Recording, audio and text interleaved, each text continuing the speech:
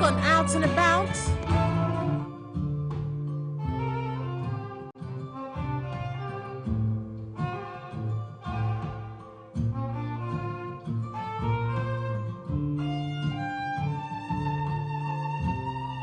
Catch us this Saturday at 9 p.m. only on Capital Television, your channel of choice. Thank you. Okay, we ready?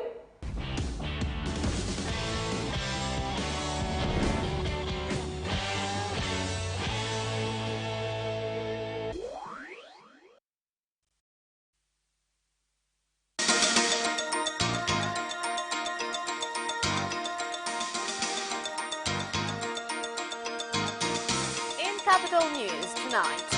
Impounded Air Tanzania plane allowed to leave South Africa.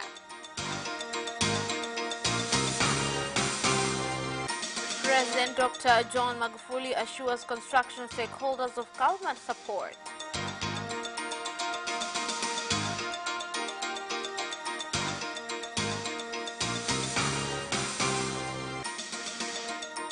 And in sports, Taifa Stars gets a crucial point in the first game of World Cup qualifiers against Burundi.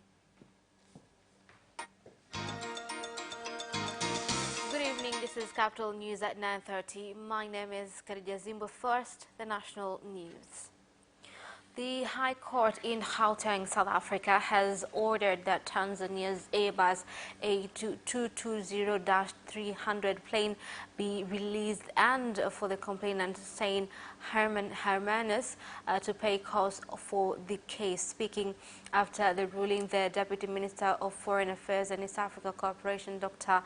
Damas Ndumbaro, said Tanzania at all times has been implementing claims by the complainant, and out of the $30,000 he was demanding as compensation, he has already been paid $20,000.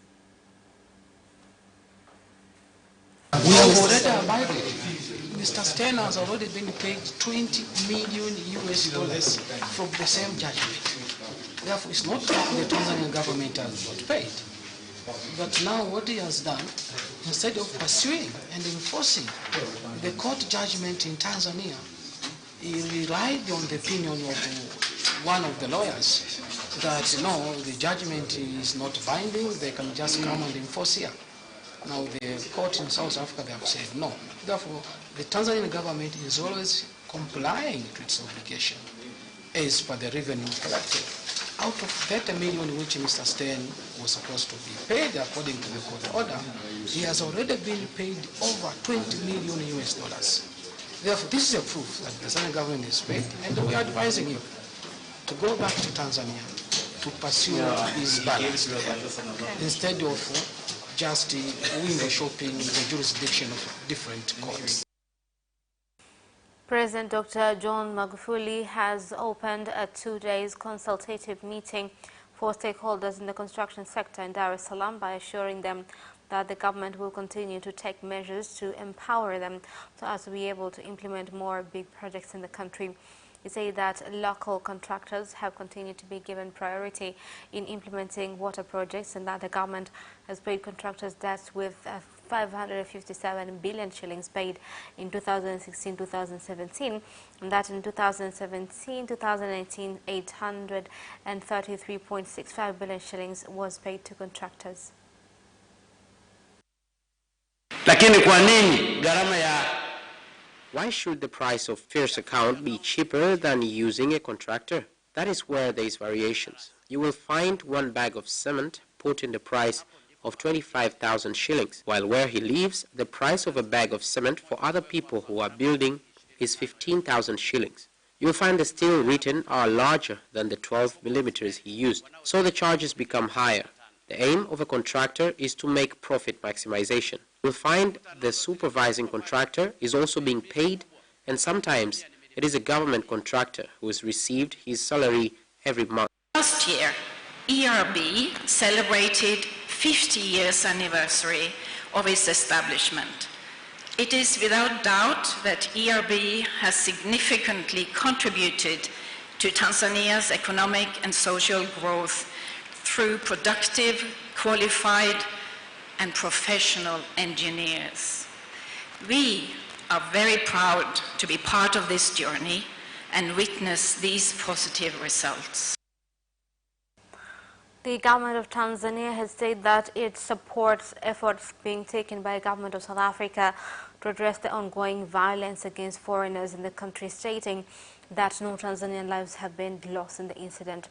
The statement was made by the Minister of Foreign Affairs and East Africa Cooperation, Professor Palamagamba Kabudi, in Dar es Salaam, when speaking about the current situation in South Africa. Serikali ya Jamhuri ya Muungano wa Tanzania inaunga mkono. The government of the United Republic of Tanzania supports statement of President Cyril Matalema Ramaphosa of condemning the actions. The government of the United Republic of Tanzania is ready and continues to have close communication with the government of South Africa, and we encourage President Ramaphosa in his statements and steps he is taking to control the situation, which is abnormal. It displays a bad image socially, since the environment becomes unfriendly, and as they say, when your fellow is being shaved, wet your hair with water. We are all Africans, and this new war emerges between us black people. This is not a very good thing. Personally, this has touched and pained me a lot to hear that because our fellows are not in peace there. Basically, I urge Tanzanians to pray for them so that they can get peace and unity. The government has tabled e-Government 2019 bill, which aims to have all its operations implemented online, with members of parliament saying for the system to work, communication services have to be distributed countrywide. The bill was tabled by the Minister of Investment, Angela Karuki, on behalf of the Minister President's Office of Public Service Management and Good Governance, George Mkuchika. The aim of this bill is to create a legal system that will guide the government's processes online. The bill is also intended to increase the effectiveness of all government departments whose various activities and processes will now be conducted online. I would like to say that this is a very good law. However, its implementation will be very hard to accomplish. We have not been told here how many Tanzanians in the country actually get internet services. I would like to note that the number of documents that we use during our House sessions are really many. Sadly, this means that a lot of trees are being cut down in the country. As a result, this has also meant that environmental degradation is really worsening throughout the country.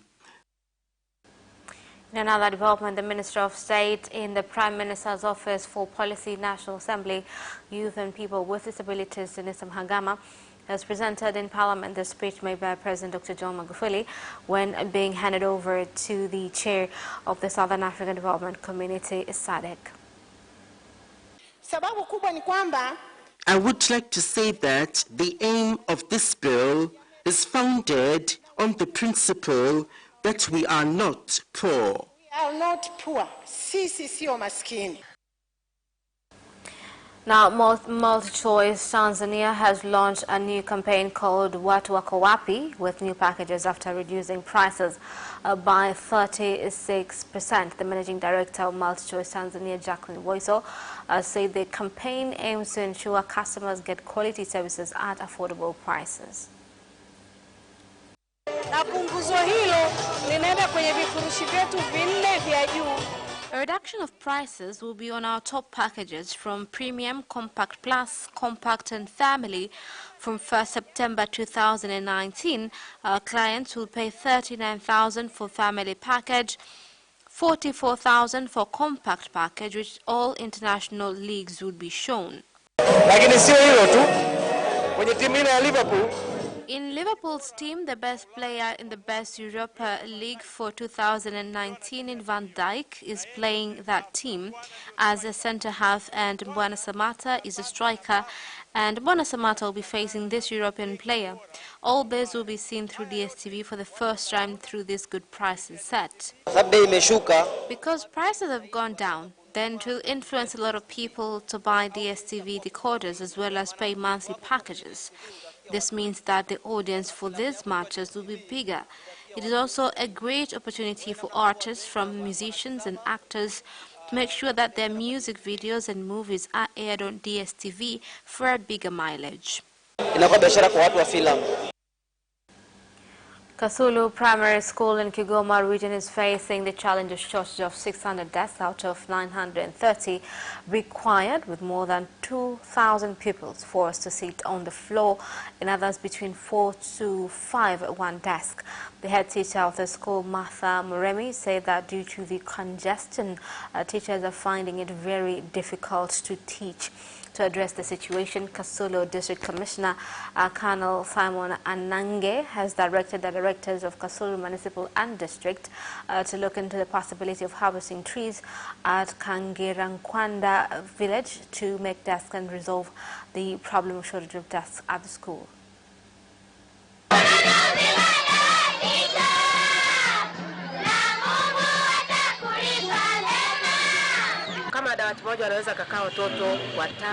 Five or six children can sit on one desk. We have 397 desks. This is not enough, as we have 2,931 children. Since there is 5 or 6 of them in one desk, in just 1 month the desks are destroyed, and so we have to repair 80 or 100 desks.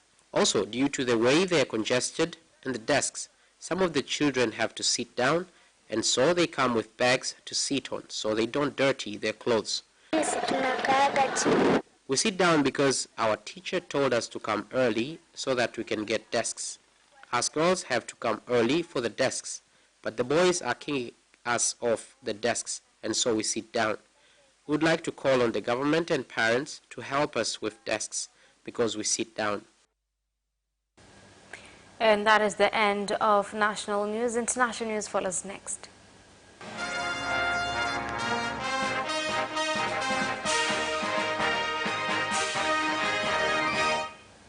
And in international news, a few days after the Secretary General of the United Nations, Antonio Guterres, visited the UN Organization Stabilization Mission in Democratic Republic of Congo, MONUSCO, a special force from Tanzania has said that it is ready to implement the directive of working with government forces and citizens and looking for ADF rebels. Kutokana na jukumu katika maagizo au maelekezo tuliopewa. From the duties and directives given to us by the United Nations, we must protect citizens and their assets. Our responsibility is to make sure that peace is restored in DRC. I will be happy if we will manage to do that and definitely bring peace in this beautiful country like the rest of other countries that are surrounding DRC. As the government of Kenya gets ready to start an operation to remove illegal settlers in Mau Forest, some leaders have opposed the exercise, saying it will result in closure of more than 15 schools. The evictions are supposed to pave way for the rehabilitation of the 46,000 acres Mau Forest, which is in one of the 22 blocks within the Mau Forest.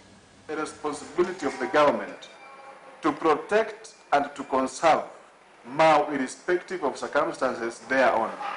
Making this issue political as it is, being witnessed as section of members of parliament, the network of civil societies group has successfully engaged the relevant stakeholders, that is from the national government and county government of Narok, and the affected families here is their stand. We fully support the Cabinet Secretary of the Environment, Minister Professor Keriako Tobiko, in his quest to ensure that natural resources are protected, one of the big 4 agendas being marshaled by His Excellency President Uhuru Kenyatta.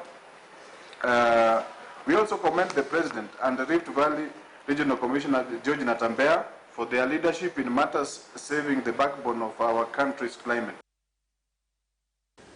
Councillor Merkel's Conservatives and her Social Democrat SPD coalition partners held off a surge in a far-right support in two state elections in eastern Germany on a Sunday. Alliance. We are joined with our correspondent from Deutsche Welle, Austin Davis, discussing more on this matter. Austin, election results in two eastern regions of Germany, Saxony and Brandenburg on Sunday show a rise of the Alternative for Germany, AfD, and declining support for Chancellor Angela Merkel's coalition government of the Christian Democrat Union, CDU, and a Social Democratic Party. What has led to this scenario? Yeah, you're exactly right. On Sunday, we had two elections in the former east of Germany, in Brandenburg and Saxony. Now, both of these are very symbolic states. In Saxony, it's a high-tech region, and the CDU has governed there since German reunification in 1990. And Brandenburg is Germany's coal country, and the SPD, the Social Democrats, have governed there also since 1990. And what's led to this demise in these establishment parties there? It's a number of factors. The AfD on Sunday, we saw them bleed support from both of these parties. Now, it's not only due to the unpopularity of this grand coalition, but it's also due to the fact that the AfD was really able to tap into resentments within Eastern Germany for establishment politics in Berlin. And what we saw was that the AfD was able to more than double their support in both of these states. Now, the CDU in Saxony and the SPD in Brandenburg both managed to come out on top, but the AfD did put up a close second, and that certainly gave everybody a little bit of nerves in Berlin. Now, what do the results say about the political future of the coalition government? Yeah, so once again, we have to keep in mind that these parties were able to defend their high ground. So they're able to breathe a sigh of relief for now.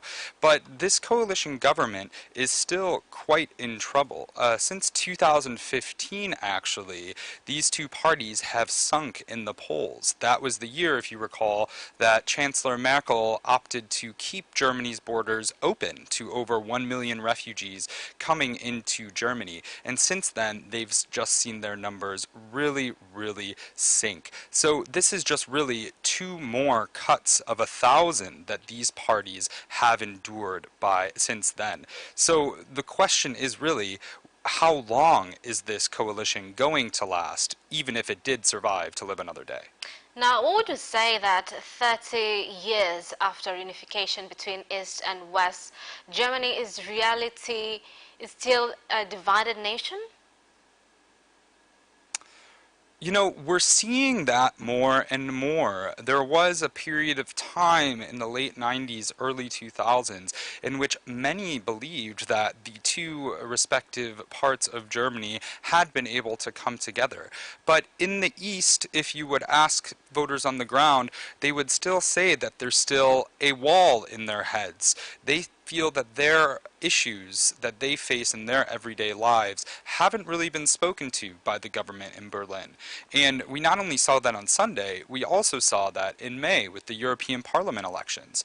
While the rest of the country opted for especially urban enclaves in the West, opted for the environmentalist Green Party, which is really making an upswing.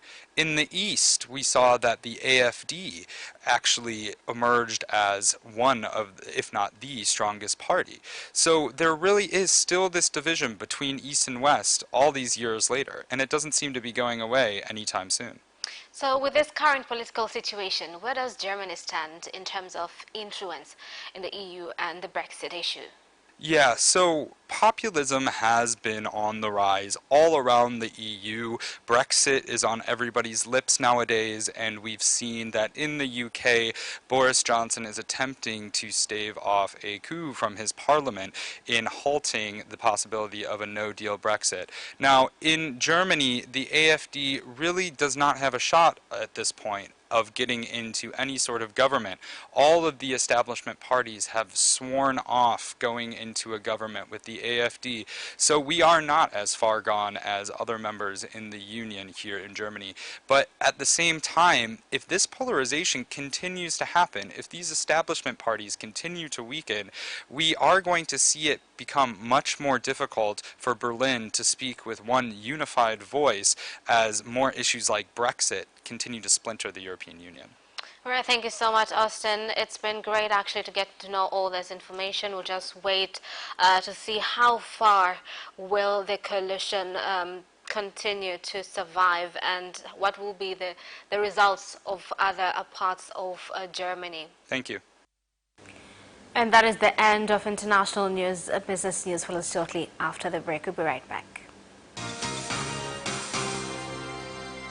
Watch Business Edition as we talk to business leaders and experts in sectors that are transforming Tanzania's economy. To be rich, I have to be a business person.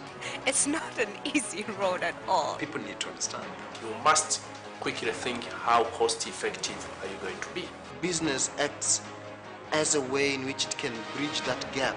Business Edition will keep you informed on latest developments in the financial sector, extractive industry, tourism, agriculture, energy, construction, and so much more. Need entrepreneurs who create employment opportunities? Watch Business Edition on Friday at 8:15 p.m.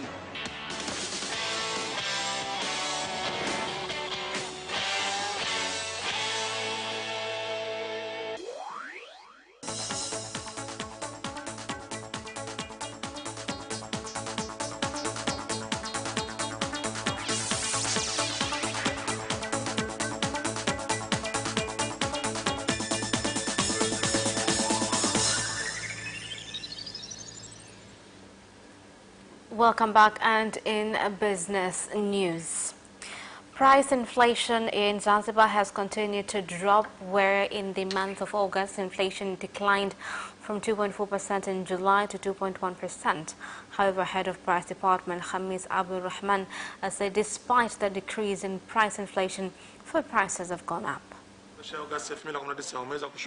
Price inflation rate has decreased to 2.1% comparing to 2.4% recorded in the month of July 2019. Price inflation for food and non-alcoholic beverages have reached 2.0% comparing to 1.8% in July 2019.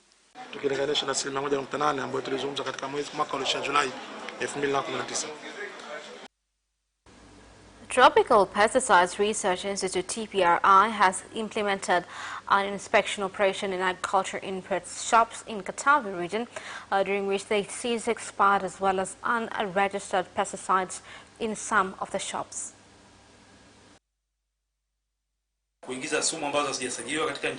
Some traders have been importing poisons that have not been licensed in the country. Whoever is involved in this business must comply to laws stipulated in the country by having permits from TPRI and follow procedures and policies set for doing such business. I used to get these pesticides just the way they are, without any packaging. And entrepreneurs conducting business in neighboring Democratic Republic of Congo have called on the government to look into the possibility of removing the requirement for a visa to enter the country, something which is seen as a hindrance by some entrepreneurs from DRC who want to enter Kigoma region. We might have restrictions on permits to enter our region. For example, when you go to Congo, they don't need visa. Economists should do evaluation on how much we are gaining and how much we are losing. We must have statistical data on the number of traders that does business in the region on every month. Countries that don't need visa, traders must have business pass. And that is the end of business news. Sports news follows up next. Away first time. Good start from Bolt. Bolt leading a moment and going away. Gay trying to go with him, and he's being dragged through to second place, but he's going to win it by 2 meters. Away first time. Good start from Bolt. Bolt leading a moment and going away. Gay trying to go with him, and he's being dragged through to second place, but he's going to win it by 2 meters.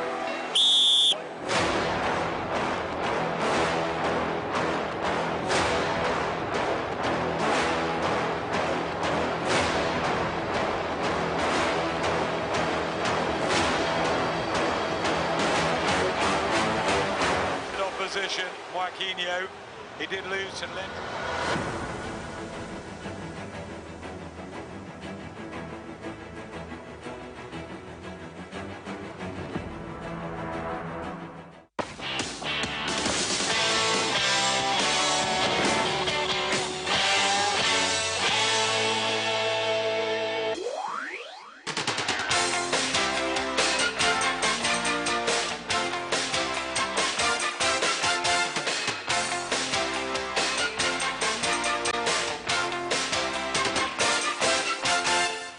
And in sports news tonight, the national team Taifa Stars has earned one crucial point in their first game of World Cup qualifiers against Burundi following a 1-1 draw at the Stade Intwari Stadium in Burundi. Burundi went ahead through Cedric Amisi in the 81st minute, and it looked settled before Saman Mfuva utilized mistakes at the back to equalize in the 85th, and now Stars have a away goal advantage to take to the second leg on Sunday, 8th September. Tushikamane, kila siku mimi nasema Tanzania ya kwetu, timu ya kwetu, sisi wote ni wa Tanzania, na naamini kila Mtanzania anataka kuona Tanzania ikienda kwenye makundi.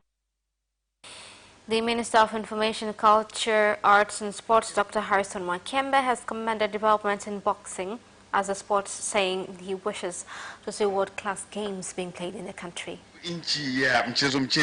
Tanzania is not a country to play with. 2 years ago, we were going abroad to raise the ranks of other people. Right now, we are conquering the sport. I'm sure very soon we will want the heavyweight champions to come and fight here.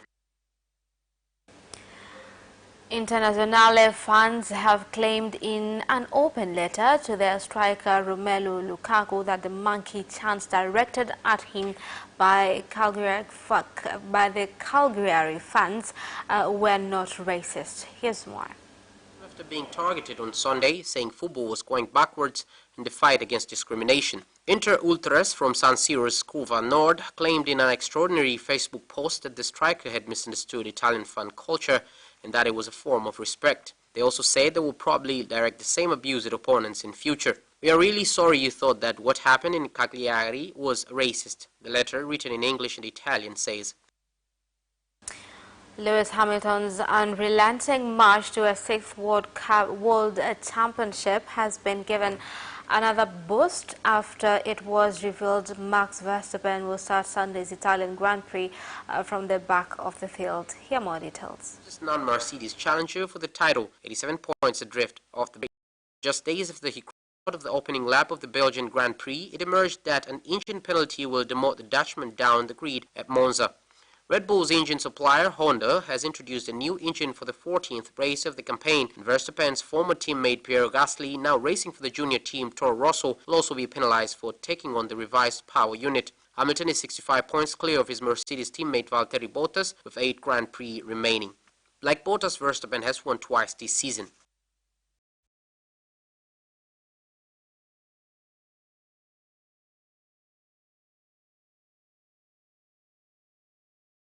Wang King 6-1, 6-0 in a blistering 44-minute performance that ended any questions over a twisted ankle from the previous round. I never thought I would get to 100 wins and still be here, but I love what I do, Williams said after the match, reflecting on the 2 decades she spent playing at Flushing Meadows. The 37-year-old American was dominant from the start, firing off 25 winners compared to 0 from 18th seed Wang and winning 90% of her first serve points.